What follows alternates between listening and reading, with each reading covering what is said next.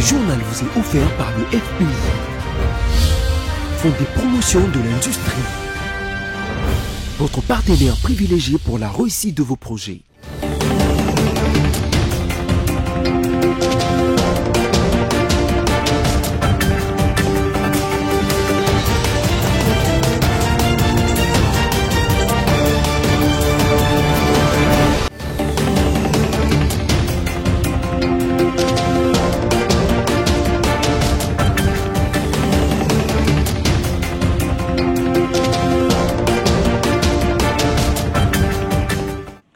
On est ensemble sur BSC Télévision. Mesdames, Messieurs, bienvenue. Les sommaires. Clôture ce mercredi 10 avril 2024 du Ramadan pour le musulman. Dans ce journal, vous suivrez l'ambiance dans quelques mosquées. En séjour de travail à Kinshasa, la ministre belge des Affaires étrangères Adja Laibib a rencontré ce mercredi 10 avril 2024 Christophe Mbosso. Chancel Mbemba, les demi-dieux, a repris l'entraînement avec son club, l'Olympique de Marseille, après s'être blessé légèrement lors du classique. Je le disais tantôt, le président de l'Assemblée nationale, Christophe Mbosso, a reçu en audience ce mercredi 10 avril 2024 dans son cabinet du Palais du Peuple la ministre belge des Affaires étrangères, du Commerce extérieur et des institutions culturelles fédérales, Adja Laibib. Parmi les discussions au menu de leur échange figure également la levée du moratoire sur la peine de mort en République démocratique du Congo. Regardez. Adja Laibib, ministre belge des Affaires étrangères, poursuit son séjour du travail à Kinshasa, la capitale de la RDC. Après sa rencontre avec son homologue Christophe Lutundula, elle s'est rendue au Parlement congolais où elle a été reçue par le président de l'Assemblée nationale, Christophe Mbosso Kodiampwanga. Ensemble, ils ont échangé autour des réformes à envisager pour améliorer davantage les processus démocratiques en RDC et aussi sur la levée du moratoire de la peine de mort.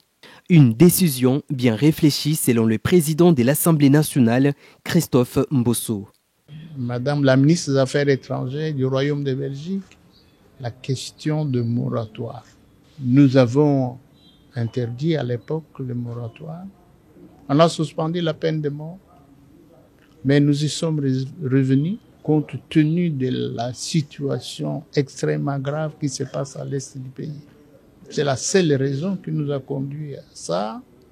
Nous connaissons beaucoup de traîtres et je crois que nous étions obligés devant les circonstances. À son tour, Laibib, ministre belge des Affaires étrangères, a fait un bref aperçu de cette rencontre. Nous avons eu un excellent échange et j'ai tout d'abord félicité Monsieur le Président pour sa réélection et nous nous sommes entretenus pour envisager les réformes à mener pour améliorer encore le processus démocratique en République démocratique du Congo. Et j'ai aussi exprimé mes inquiétudes quant à la levée du moratoire sur la peine de mort. Vous savez que la Belgique est inquiète et défend l'abrogation universelle de la peine de mort, ce que nous continuons évidemment à défendre partout. Notons que la visite de la chef de la diplomatie belge à Kinshasa intervient au moment où le pays fait face à l'agression rwandaise via les rebelles du M23. Cette visite coïncide également avec des tractations politiques pour la mise en place prochaine du nouveau gouvernement, mais aussi des nouveaux animateurs à la tête de l'Assemblée nationale. Restons toujours à l'Assemblée nationale où le bureau d'âge dirigé par Christophe Mbosso a déjà épuisé plusieurs de ses missions constitutionnelles. Il se dégage une bataille à distance entre les partisans de deux membres du Présidium, à savoir Vital Kamerhe et Christophe Mbosso. Même si la course à la présidentielle du bureau définitif de l'Assemblée nationale n'a pas encore livré toutes ses révélations, mais ce que l'on sait déjà en ce qui concerne des ambitions, et cela n'est un secret pour personne, deux noms sortent du lot et leurs affidés s'entre-déchirent au sein de l'Union sacrée de la nation. Christophe Mbosso de la Convention pour la République et la démocratie et Vital Kamerhe de l'Union pour la nation congolaise, parce que ces deux qu'il s'agit sont tous membres du présidium de cette union sacrée de la nation, la grande famille politique du chef de l'État. Sur les réseaux sociaux, mais aussi dans les médias traditionnels, cette guerre est déjà ouverte. En effet, si le camp Mbosso s'étargue du rôle qu'il a joué lors de la mandature précédente dans le sens de défendre le régime au pouvoir, celui des Camérés revendique sa position de deuxième force politique au sein de la chambre basse du Parlement. Signalons par ailleurs que, par-delà cette guerre de caïman de l'arène politique congolaise, rien n'est encore décidé au sein de l'Union sacrée de la nation, car seul le président de la République, Félix-Antoine Tshisekedi, est la personne qui peut trancher par son arbitrage. Quant au reste, Modeste Bahatilou Kwebo, dont le nom circule également comme potentiel candidat à ce poste, n'a pas encore dit son dernier mot. Je l'ai annoncé au sommaire, les musulmans du monde entier, en particulier ceux de la République démocratique du Congo, ont clôturé ce mercredi 10 avril 2024 le Ramadan. Cette date est déterminée par rapport à l'observation du croissant de lune, conformément au calendrier lunaire musulman. À Kinshasa, les manifestations ont été organisées. Tous les musulmans se mobilisent pour clôturer le Ramadan. Roger Matadi et Généraux Essengo nous font découvrir l'ambiance qui a régné à la mosquée Cheikh Hamdan. Après 30 jours de jeûne et prière du mois sacré de Ramadan, les musulmans du monde entier célèbrent à 6 jours du 10 avril la fête de l'Aïd Moubarak qui marque la fin du jeûne. Ce matin, les femmes, les hommes, le jeune et le vieux musulman ont été très visibles et habillés tous en soutane dans les rues et avenues de la ville de Kinshasa. Se rendant au lieu d'adoration chacun dans leur mosquée respective pour une prière d'action de grâce.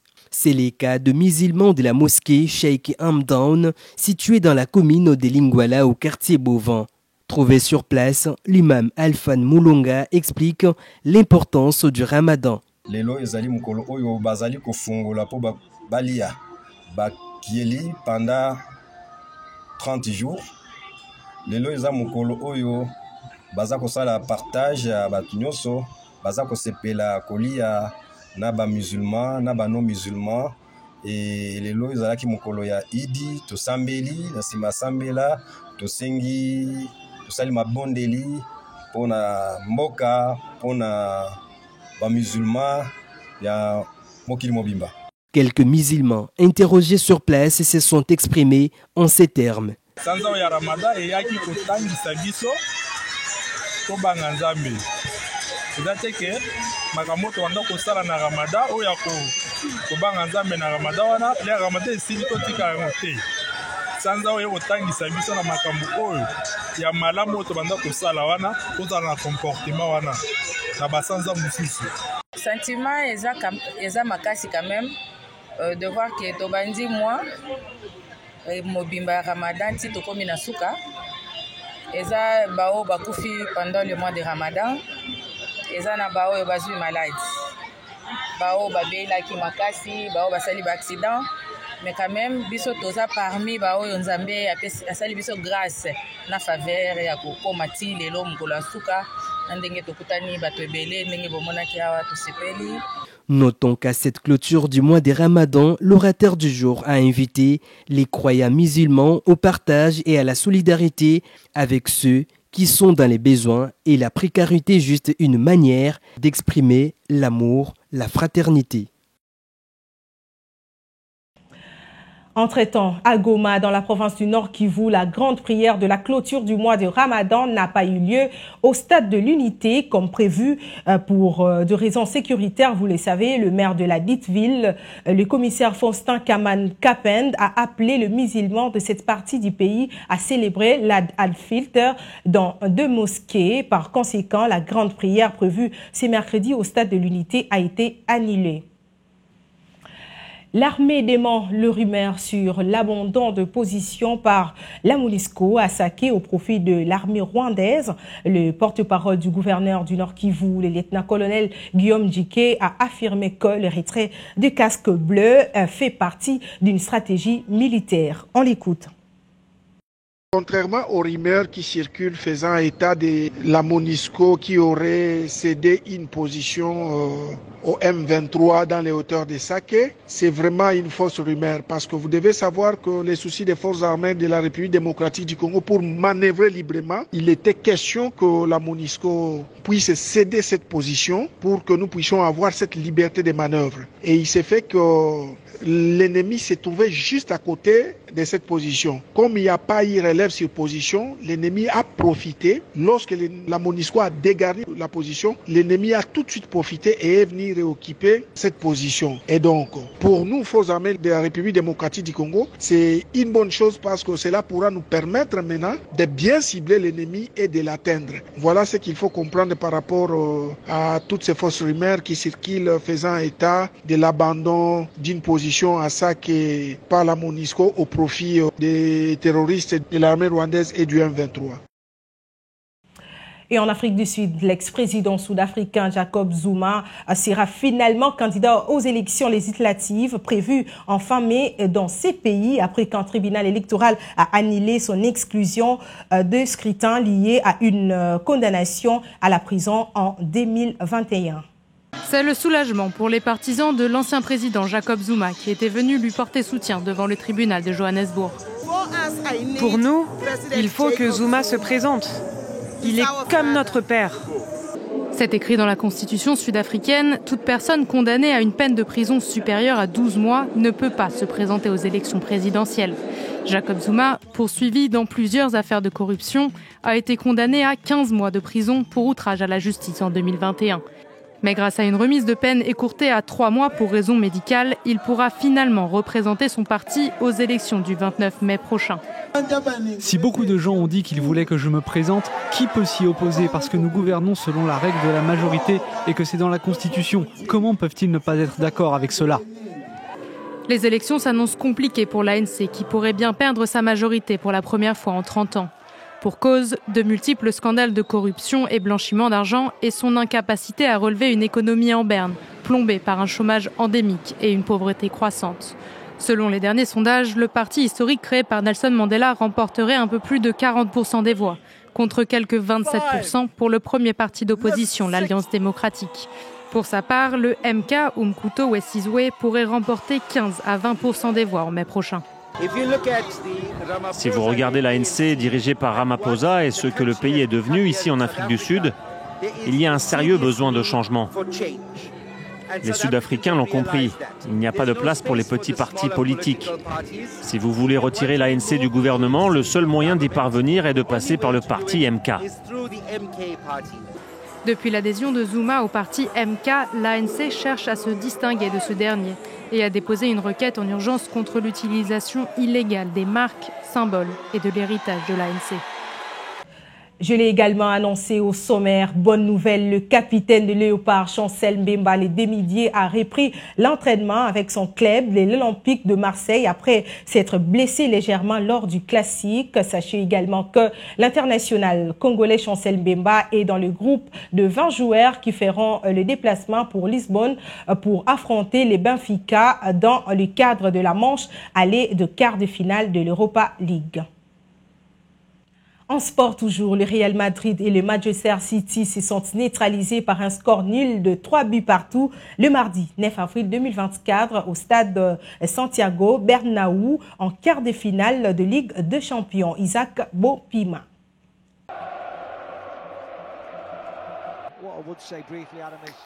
Ces nouveaux classiques européens sans alerte ni incident avec une présence policière renforcée aux abords de l'enceinte madrilène atténue toutes ces promesses avec 6 buts et 3 renversements de situations spectaculaires. Les 2 derniers vainqueurs de la compétition qui se retrouvaient pour la 4e fois sur les 5 dernières saisons se sont livrés une bataille de tous les instants pour finir par se séparer sur un score nul, préservant le suspense pour le match retour. Héros de la gifle en demi-finale retour l'an passé, l'ancien monégasque Bernardo Silva a saisi sa chance et parfaitement enroulé son coup franc avec un rebond pour tromper l'Union et refroidir les supporters madrilènes madrilène à la 2e minute. Les hommes de Pep Guardiola auraient alors pu faire le break quelques minutes plus tard, le portier ukrainien se rattrapant de sa faute de main en s'imposant devant Haaland avant que Carvajal ne se jette pour dévier celle de Grujic à la 7e minute. Mais le merengue, expert de retournement des situations, se sont totalement relancés en 2 minutes avec un peu de réussite. D'abord sur une frappe lointaine d'Eduardo Camavinga déviée par Ruben Diaz à la 12e minute, puis un rush de Rodrigo parti de sa moitié de terrain dans le dos d'Akanji pour donner l'avantage du Real à la 14e minute.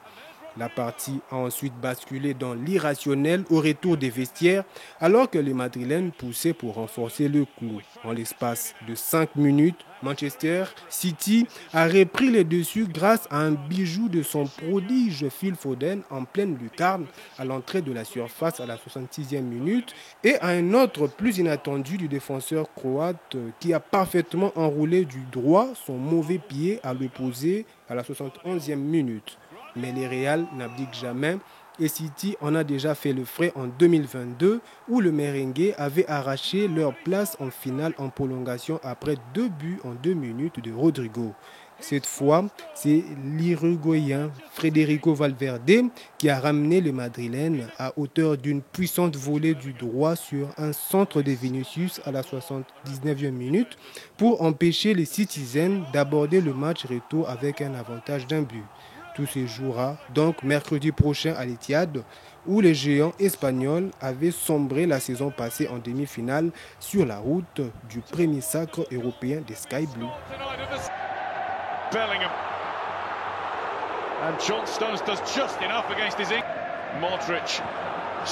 Il s'agissait du stade Bernabéu. Place au rappel de principaux titres à présent.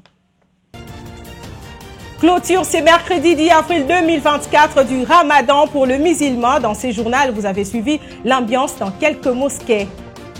En séjour de travail à Kinshasa, la ministre belge des Affaires étrangères Adjala Ibib a été reçue par le président de l'Assemblée nationale Christophe Mbosso. Chancel Mbemba, les demi-dieux, a repris l'entraînement avec son club, l'Olympique de Marseille, après s'être blessé légèrement lors du classique. C'était l'essentiel de l'actualité de ce mercredi 10 avril 2024. Mesdames, Messieurs, merci de l'avoir suivi. Demain, retrouvez Roger Matadi. Portez-vous bien.